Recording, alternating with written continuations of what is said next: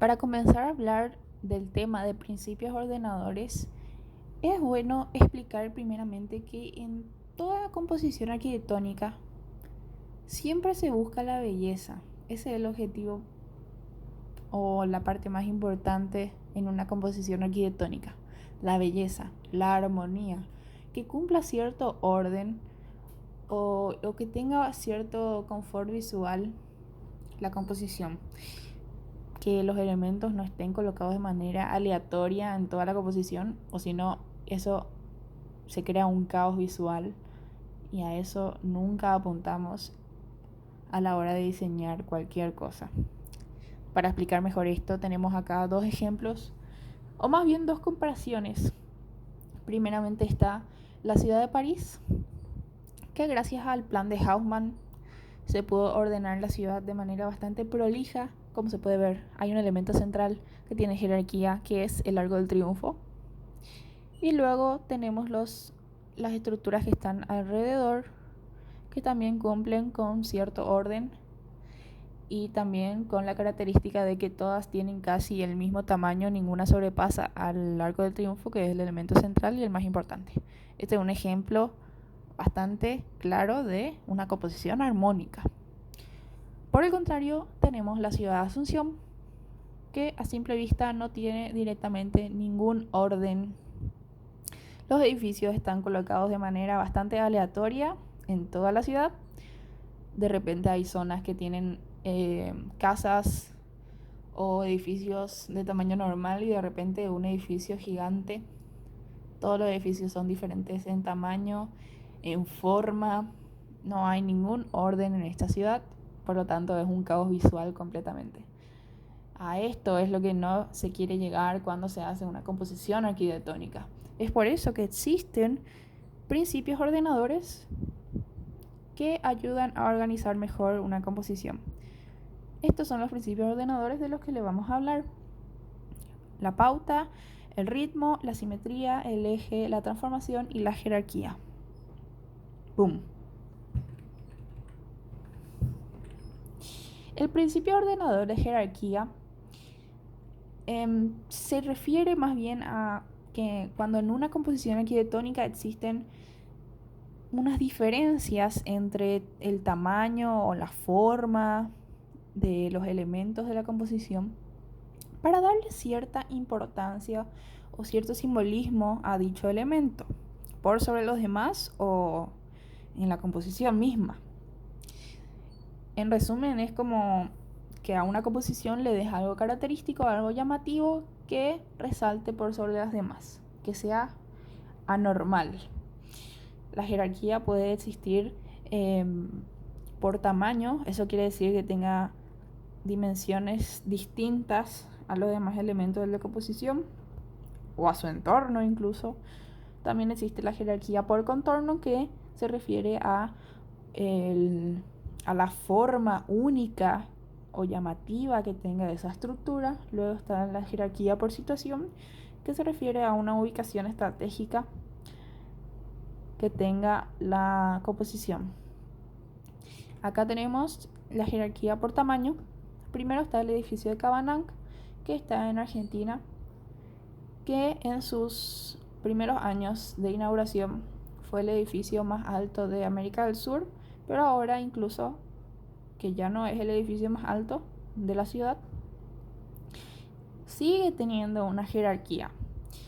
Como pueden ver, los elementos de esta composición tienen una característica bastante importante, que es que el elemento del centro es el que tiene más jerarquía por su tamaño, es el más alto de los demás elementos de la composición y es por eso que tiene una jerarquía. Luego tenemos las torres del obispado, que tienen una distinta forma, un distinto tamaño las dos torres, pero de igual manera son las que más resaltan en toda la ciudad de Monterrey, México, por su tamaño. Luego tenemos la jerarquía por contorno. Acá tenemos dos ejemplos bastante conocidos en Paraguay. Primero está el Hotel Guaraní, que es el más llamativo del centro de Asunción. Y lo que más llama la atención es justamente su forma, su contorno. Es un prisma triangular ubicado sobre una base y eso es lo que más le hace característico del centro. Luego tenemos las torres del Paseo de la Galería, que por su forma ondulada tienen una jerarquía en toda esa zona de Asunción. Incluso también podemos decir que tiene una jerarquía por su color oscuro, en diferencia a los demás edificios que son blancos en su mayoría. Luego tenemos la jerarquía por situación, que en el primer ejemplo podemos ver las dos torres, que son las dos torres oscuras que están en los costados, que casi apuntan al centro. Las dos torres son las torres de la Puerta de Europa, que apuntan al monumento a José Calvo Sotelo, que es el monumento blanco que se encuentra en el centro y que es el foco de esa composición casi simétrica que se logra. Por eso tiene una jerarquía. Luego tenemos la Asamblea Nacional de Bangladesh, que tiene un elemento central, que tiene una jerarquía que se puede notar en la planta arquitectónica y también en una visual un poco más alejada de toda la estructura, ya que el elemento central se encuentra un poco más desnivelado de las demás, está más alto. Por eso es que tiene una jerarquía. Y es por situación porque se encuentra justamente en el centro. Es una ubicación estratégica y llamativa por sobre las demás. Luego les voy a hablar sobre acá. El principio ordenador del ritmo utiliza la repetición como una herramienta, más bien una herramienta para organizar los elementos en una composición. Esta repetición no es que surge de manera idéntica, no siempre surge de manera idéntica, no siempre se repiten los elementos de manera idéntica, sino que también se puede repetir de maneras ligeramente irregulares,